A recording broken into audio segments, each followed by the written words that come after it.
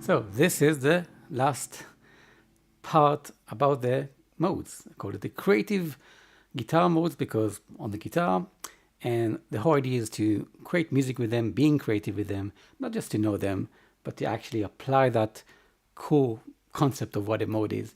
And this lesson will be all about the rest of the modes. So far we covered all the major modes. Last session was about the minor scale, which is the Aeolian natural minor, but I also showed you the other variations around the minor.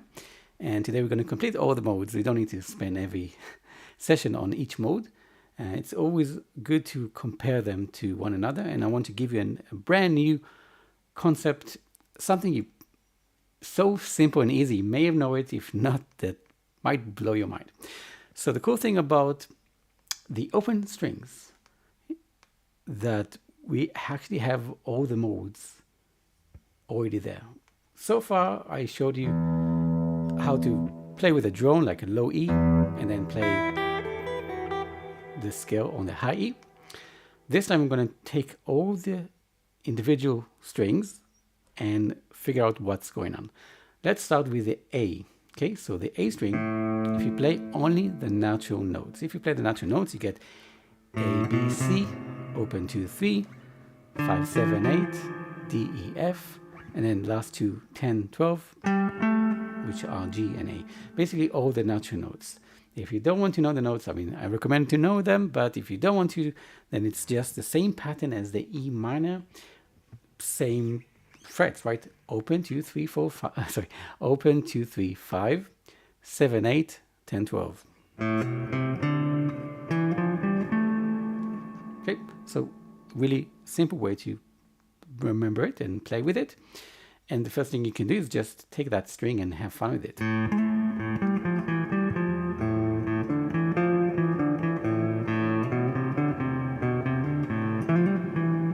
To really hear the potential and the quality and the mood it creates by going back to the open string. So it's like a drone, but not something that sustains in the background, but something you can play with. You go back to, right, the A. You create really beautiful riffs, interesting melodies, and so on. So what we want to do now is compare that mode into the other minor modes. Okay, this is the Aeolian minor, natural minor scale. And if you look at the D string, if you only play the natural notes, that will be the pattern open 2, 3, 5, which is identical to the same frets on the A string. And the difference is in the next four. Again, we talk about tetrachords, just a simple way to group notes together, 4 notes together. And in the D string, it's going to be 7, 9, 10, 12. But if you compare it to the A string is 7, 8, 10, 12.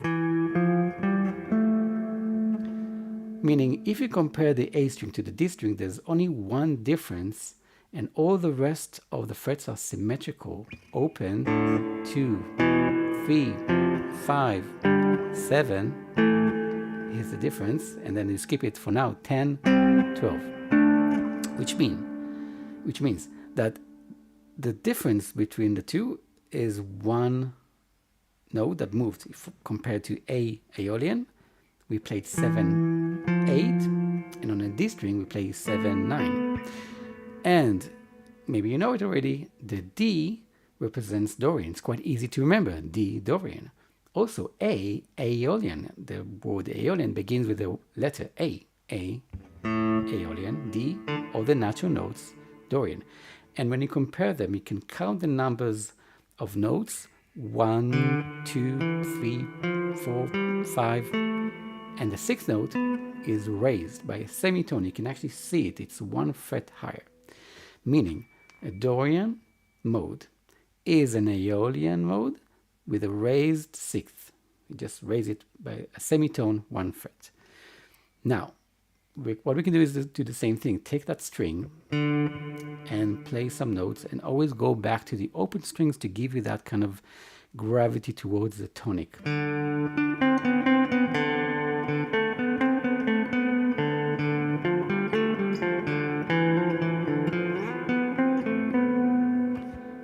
So what you want to do is highlight the quality, the difference, right? It's the sixth note basically, and all the rest of it is like a natural minor scale. And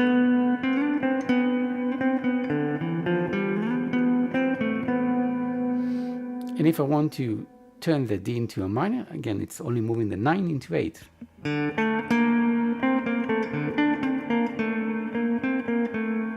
So that kind of sad, heavy sound, and then Dorian gives it that lift, right? You lift it.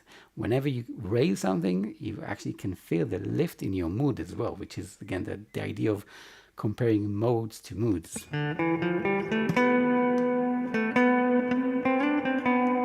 Right? There's some kind of optimism in that interesting mode, the Dorian. But again, you don't have to, you can remember D Dorian, but the Dorian is a whole world in its own, meaning you can take the same pattern, right? Open 2, 3, 5, and then 7, 9, 10, 12, and play the same numbers on every string, and that will be a mode on that string. Just as an example, I'm going to do the same thing on G.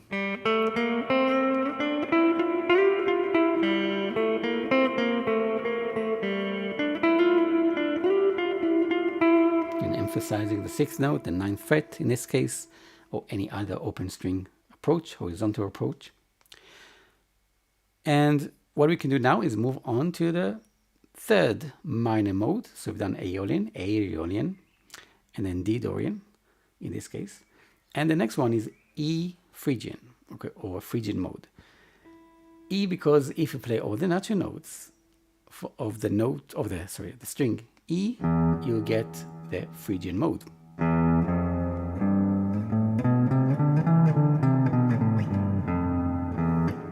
If you compare the A string to the E string, again, A is minor, E is Phrygian, you see again there's only one difference. Let's go backwards.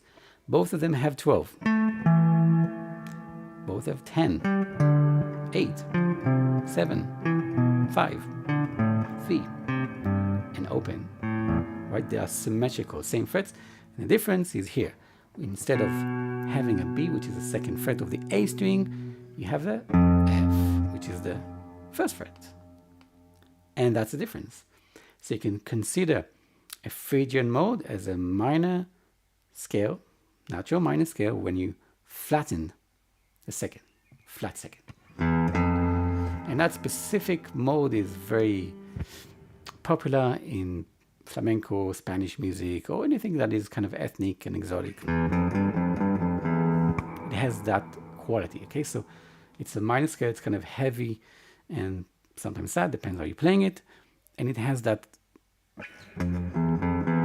something called minor second, which is even more, I would say, maybe heavy or passionate or other terms you can think of. Again, emotionally, it's all about not just knowing, okay, yeah, open one, but what does it mean emotionally? Because music is a language of emotions, not of theory. And then same thing, we can just play with the E, but because we have two E's, it's quite easy to just give yourself again a drone of an E, and then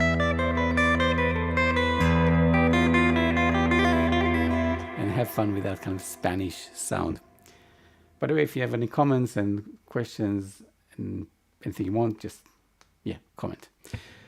Either live, or if you're watching it, then I watch it later and can reply. So we covered all the minor modes: A Aeolian, D Dorian, E Phrygian, but again, every one of them is a mode that you can copy and paste very easily by following the patterns. And again, the patterns of the Phrygian is simple: open 1, 3, 5, and then 7, 8, 10, 12. Again, in terms of tetrachords, it's interesting because it's the same tetrachord: 1 fret, 2 frets, 2 frets, 1 fret, 2 frets, 2 frets. Okay, so it's like double Phrygian. If you want to think about the Phrygian as a tetrachord, 4 notes that they share the same kind of intervals, basically, but feel. There's one more mode that is like the outside. So 3 major modes, three minor modes, and there's one which is called Locrian. It belongs to like a kind of a minor but diminished, a different type of family, like the diminished chord if you ever played. So the cool thing is that if you just play the natural notes on the B string, that's it. You're going to find the Locrian. So I'm just going to play it on the B. It's open 1, 3, 5. Very similar to the Phrygian, right? 1 fret, 2 frets, 2 frets. And here's the difference. You go to the 6th, and then 8, 10, 12.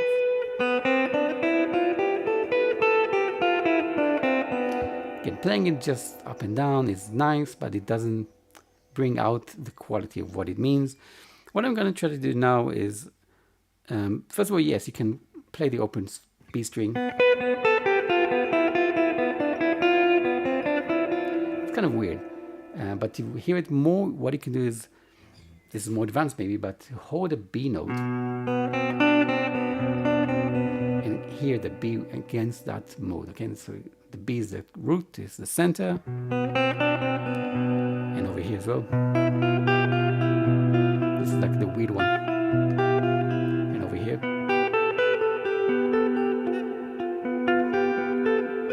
Yeah, so it's outside, it's weird, it's different, and let's just talk about how you can quickly find it. It's basically like the Phrygian. So let's compare the open E, the E string as the natural notes, open 1, 3, 5. That's the same thing for the B, meaning it captures the same tetrachord, 4 notes. And here's the difference. In a Phrygian, you go to 7, 8, 10, 12, and the Locrian is 6, and the rest are the same, 8, 10, 12. So here's the difference. So you can think about the Locrian as the Phrygian mode with this note flattened. This is B, so it's B flat if you're playing E, but again, let's take theory out of the question. Let's think about what's the note. 1, 2, 3, 4, 5. So 5 flat, or flat 5. That's actually the term for any diminished chord. It's called a flat 5. I want to talk about a little bit something really interesting with this specific mode. It's very close. If you take some notes out, it's similar to the blues scale. Like if you omit the first fret and you play open 3, 5, 6, it becomes the blues, right? But once you add that, it turns it into something more exotic.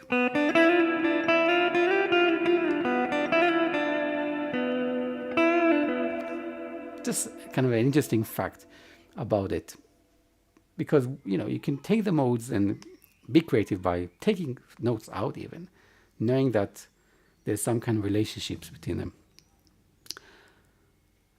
This is basically about all the modes. And what is the next step? The next step, first of all, get to know them, right? Get to know them across the fretboard. And again, the cool thing is that you can actually learn all the natural notes, which I think and believe and encourage every guitarist to know all the natural notes, like, the white keys of a keyboard. If you can easily play the white keys without locating where they are, you should be able to have a map in your brain of all the notes. And one of the approaches, like driving, you want to drive in many routes as possible to build that map. What we've done in this series is all about going horizontally. I think there's a comment here. Which processor? Okay. I'll explain in a minute. Sorry, I'll explain in a minute. I was saying about the natural notes. That's more important. What gear I use, I will tell you. What's important is to know the actual instrument. I mean, you are the real instrument, but to know what's going on here. So it's not just about learning the theory, it's about knowing how to create with knowledge that you can either learn and then unlearn, or you can ignore as well. But I believe that it's better to learn and then unlearn. So one way is again to think about the natural notes, and this approach of learning the modes D, Dorian, A, Ionian is called relative, because if you think about the natural notes, every note you begin with gives you the different modes. Just to recap: C, Ionian major; D, Dorian, if you play all the natural notes; E, Phrygian; F, Lydian; G, Mixolydian; A, Aeolian; and last one, B, Locrian. Okay, but it doesn't give you the essence of what the modes are. The modes are more of a parallel word. Okay, so you can compare one to the other by using the same root, like E. So if you want to do one thing that can really help you is, again, use that G of low E and play all the 7 modes and plus the other scales that I shared with you in this series, and compare one to the other.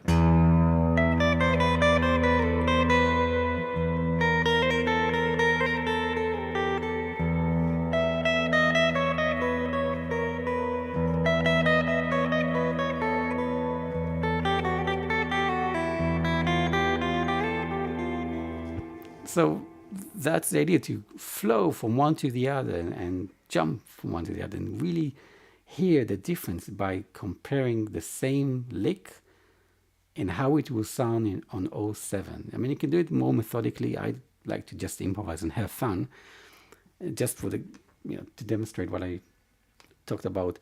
Like the major is 12, 11, 9, 7. Major, right? And then what you can do is go to the Lydian by ending on a 6.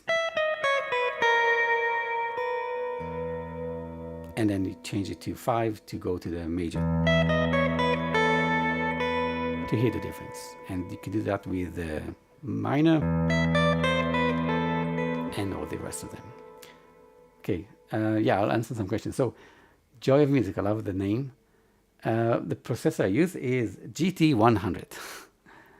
I love it, and I just posted today about the idea of, I had a student who sent me his video playing, and I thought, wow, that amp sounds really amazing. What amp did he use? He told me it's an emulated amp. So it's so tricky these days to distinguish if you have an actual amp, physical or digital. And a few years I moved to this processor, and that's what I use, and you can connect it to a PA and everything. And I think many do that. There are some kind of purists who are still into the analog system and all that, and I have nothing against that. I like the simplicity. I love the GT100 because I click on one button and I have my sound. I don't need to mess around with knobs and everything. So thanks for the question. And there's another question. Can you show some neoclassical licks, please? Okay, so because this is about modes, what is neoclassical? I mean, when people say that, they mean Malmsteen, right? And Malmsteen used the harmonic scale. So that was last week's session, and this harmonic scale is a minor scale with a raised 7th, right?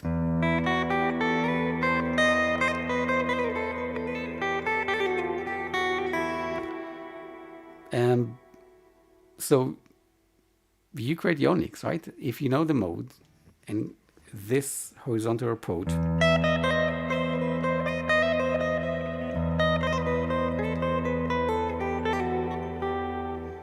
you can just come up with your own licks, right? I can maybe share one more thing about that approach. That, for example, Malmsteen, I think, does quite a lot. He took it from Bach, the idea of sequences. Let's say you have a scale and you break it down into 4 notes.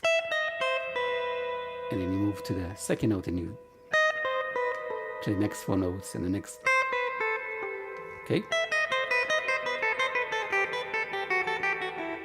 That kind of playing. Again, I'm showing it on horizontally. It's you can definitely do it by focusing on one pattern, but that's maybe for another time. Thanks for the question. I think this is it. Unless you have more questions or more comments, I just wanted to finish this kind of mode series. You can watch like there are 4 videos I've done. I like doing it live. I feel like I'm talking to someone, and I don't like the idea of talking to a camera, and it's more fun. I usually do it every Thursday, same time. Probably not next week, but I'll keep on uploading more things to YouTube. I'll do lots of shorts. And actually, yesterday, if you haven't watched it, I highly recommend watching my crash course on guitar composition. 10 minutes, and any level you are, you'll be able to create a whole guitar piece with the ingredients I give you. It's a simple recipe. Beginners can do it even. It will sound good. Okay, so check that out. And yeah, keep on creating great music.